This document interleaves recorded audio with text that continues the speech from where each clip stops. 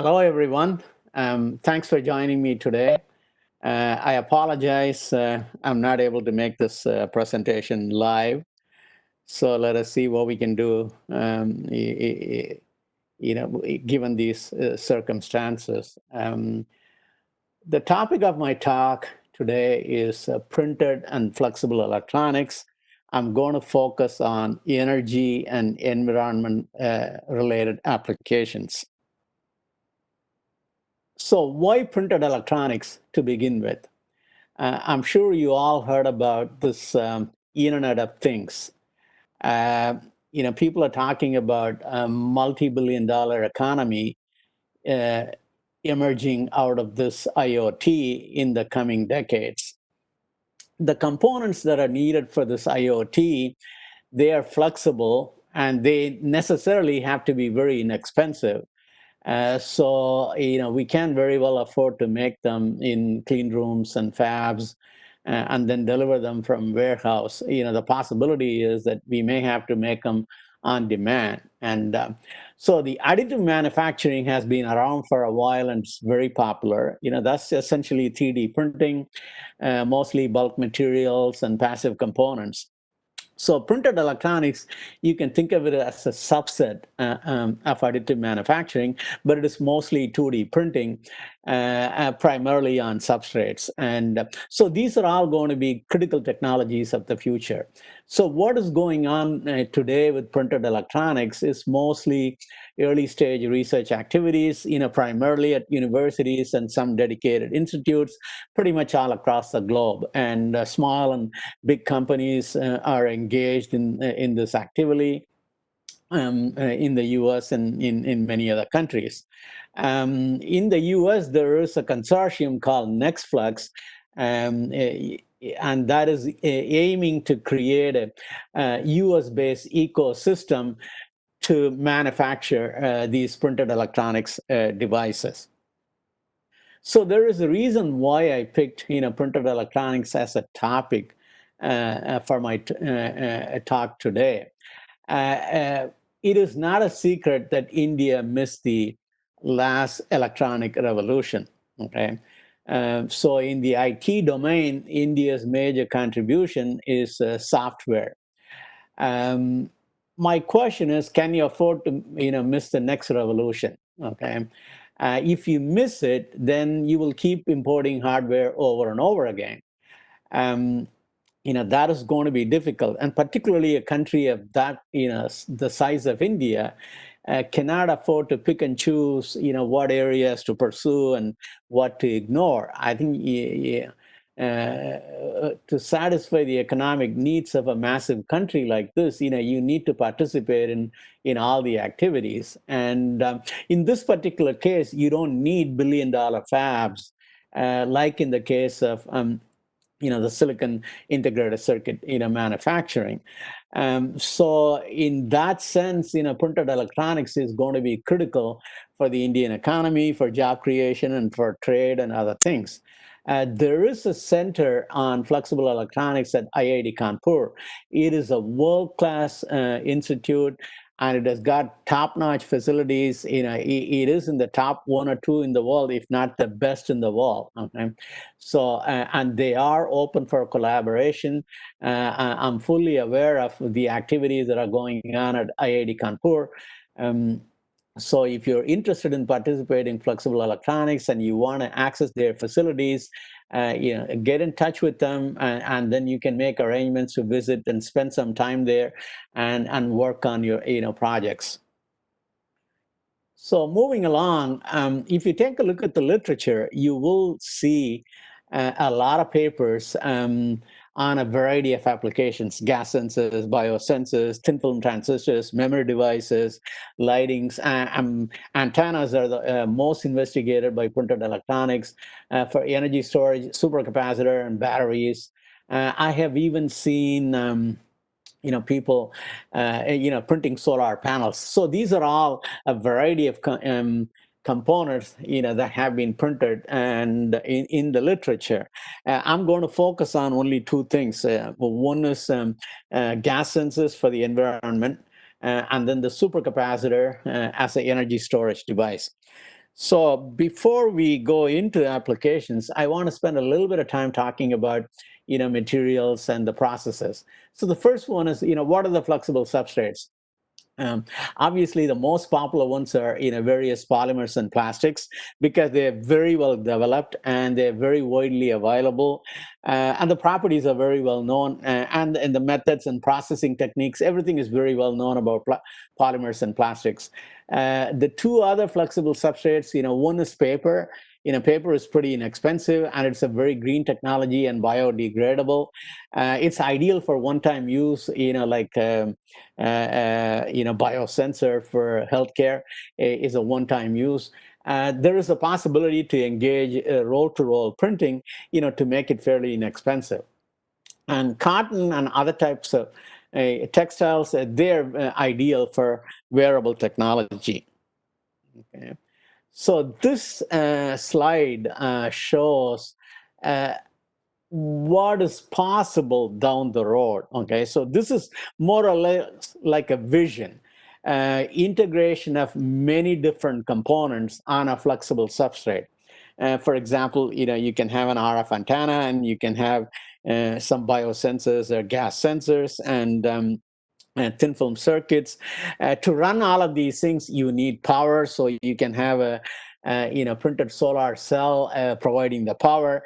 Anytime when you generate power, you may not be able to use it right away, so that means you have to store it.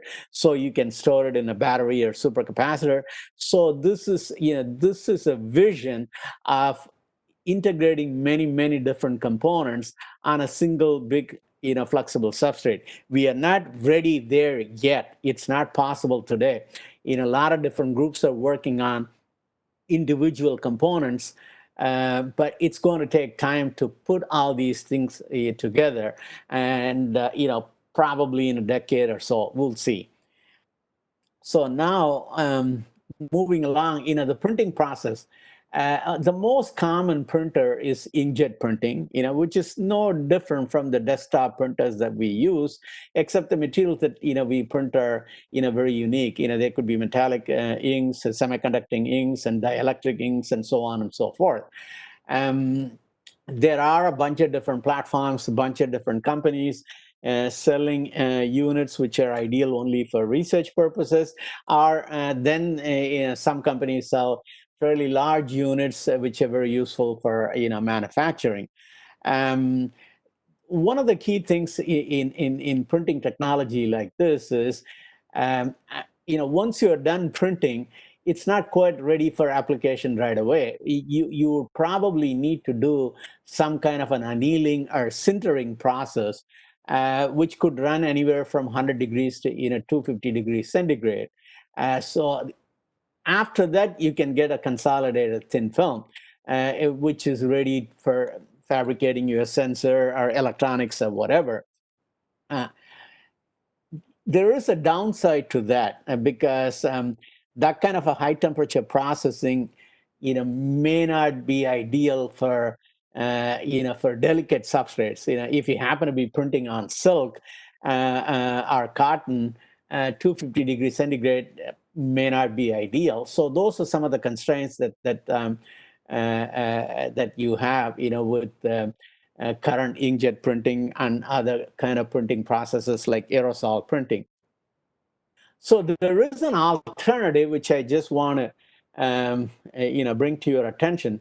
This is called atmospheric pressure plasma jet. It's an alternative to inkjet and aerosol printing, and this was developed by a guy by name Ram Prasad Gandhiraman, who is from Chennai, and he worked with me for a number of years. And after successfully developing this, in my group, he licensed patent from NASA, and started his company, and the company is called Space Foundry. You can Google it to get more information. But what this involves is, instead of using an inkjet printing cartridge, what it is the same ink or dispersion. Basically, a helium carrier gas can bubble through that, and it can pick it up, and then go to a glass tube.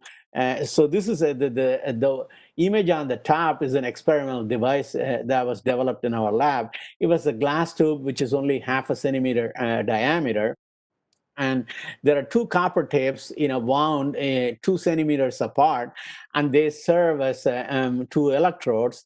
One electrode is grounded, the other electrode has got a DC power supply, and this creates a dielectric barrier discharge. So it's an atmospheric pressure plasma, and you can use helium or argon or nitrogen, any of those inert gases, to bubble through the ink and pick up the ink and then go to the plasma. So now what it is this plasma jet can shoot across onto your substrate. The substrate may be paper or textile or the polymer that I talked about earlier on, and you do the deposition, from the nozzle. And what you have here that is coming out of the nozzle and gets deposited on the substrate, that gives consolidated thin film right away. Okay, so in that sense, it is a single step process. You do not need to do the sintering or annealing step that I talked about, which is the downside of the inkjet printing.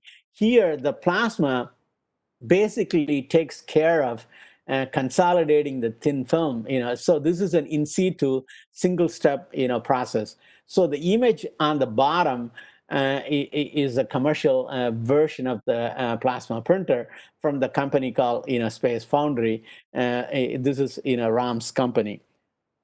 Just to give some examples of the plasma deposition. This image shows multi-wall carbon nanotubes deposited on paper. The image on the left is basically carbon nanotubes deposited with the plasma off. What you see here is nanotubes here and there, and the density is kind of low. The connectivity is kind of poor. And if you measure the conductivity is not all that great. On the other hand, the image on the right is you turn the plasma on. Now you see a much higher density of carbon nanotubes. The interconnectivity of all these carbon nanotubes is very good. And also, when you measure the conductivity, it's a value that you normally expect, for a thick film of multi-wall carbon nanotubes. So that tells you plasma is doing something. Okay. So the next slide shows silver nanowires, deposited on cotton. The top images, SEM images, they show different magnification. You can see very highly dense silver nanowires on cotton. Anytime when you deposit things on cotton, cotton obviously it's got to be flexible. So the conductivity takes a little while, to stabilize. So you do about 20 or 30 bending cycles to begin with. During that initial process, the conductivity keeps changing. And then after about 30 cycles or so, it stabilizes. So it takes a while to stabilize and then give a constant conductivity. Then once you get the constant conductivity, then the value stays pretty good, for many cycles and for a long time. So the next slide shows silver nanowires deposited on a 3D printed object. Okay, so most of the printing, like inkjet printing, you can do it on 2D surfaces only. You cannot do inkjet printing on a 3D object. Whereas this plasma printer, that nozzle, you can scroll that nozzle over a 3D printed object. So the left-hand image at the top, it shows a small bird. It's an owl. It's a plastic bird, which was 3D printed bird. As you know, plastic doesn't conduct. So then you can use the plasma tool to deposit the silver nanowires all around the bird in a conformal manner. Okay, so now you can connect a battery on one side and then connect a LED light on the other side. You can see the LED lights up. because the silver nanowire conformal coating on the bird makes a plastic bird completely, conducting. So in that sense, this plasma deposition tool is a versatile tool. It not only can print things on paper and cotton and plastic substrates, but it also can print on 3D objects. Okay. So moving along, and now I want to start focusing on applications. And the first application that I want to talk about is gas sensors. And gas sensors are ideal, are necessary for monitoring outdoor air quality, pollution, and other things. And people are talking about smart homes and air quality monitoring. So the gas sensors have a variety of other uses, as you can see in this slide. So what I'm showing here is ammonia sensing results, from this, plasma printed carbon nanotubes. The detection limit of this is about 1 part per million, which is as good as actually silicon-based sensors we used to make about 10 or 15 years ago. So the fact that actually you are printing devices, that doesn't make the sensitivity or the detection limit any worse than what it used to be on microfabricated devices. But the way the gas sensors work is, a material like carbon nanotube or graphene, upon absorption of a gas or a vapor, the resistance can change, either increase or decrease, depending on the polarity of the gas. Okay, so your output signal is only resistance, but how do you actually convert that output signal into a concentration? Okay, so to do that, we need to construct what is called the electronic nose. Okay, so if you think of a mammalian nose, like a human being or a dog, we have thousands of cells in our nose, and but not each cell can smell every compound on Earth. Okay, so what it is also we don't have dedicated cells, let's say for chutney, or for chicken, or for strawberry or mango. We don't have cells dedicated for different things. Some cells will respond to a particular order, and then a single order actually can get response from multiple cells. So in that sense, it is like a matrix-like operation. And so what it is, right from the beginning of our childhood, every time we learn about a new smell, the name for associated name for that actually gets registered in our brain. And then over a period of time in our lifetime, we accumulate the smell name combinations in our brain. And then every time when we smell something, basically we dial back in our brain, and then we recognize the smell. So we have to create this in the electronic nose. Okay, and for that you need pattern recognition algorithm. So here I'm showing an example of actually only two compounds, carbon dioxide and ammonia. We use 8 different sensors in the sensor array chip. They're all carboxylic acid functionalized carbon nanotubes, but each with a different pH. And so we use artificial neural network, to convert the measured, resistances into concentrations. So the images on the top, convince you that the trained model predicts the gas type and the concentration accurately. So even though I'm only showing here 2 gases, you can add other polluting gases like carbon monoxide, methane, and ozone, and sulfur dioxide, and any number of things. And then you can expand the artificial neural network, to train and predict the gas type and the concentrations, accurately. So this is just a simple example, and the details are given in this ACS Applied Nanomaterials paper, which you can take a look at later. Moving along, a couple more examples. Printed biosensors, they are useful for water quality monitoring, and then again, monitoring other kind of pollutions in the environment. Okay, so this is an inkjet printed biosensor. So this basically has a working electrode, which is made of carbon nanotubes, and a counter electrode, which is also made of carbon nanotubes, a reference electrode, which is silver chloride electrode. And then we use, protective, dielectric, which is a polymer film. So the bottom image you see is the printed 3 electrodes. So you can get the size of those electrodes. It's a US 25 cents coin, so that can tell you, what the real size of it is.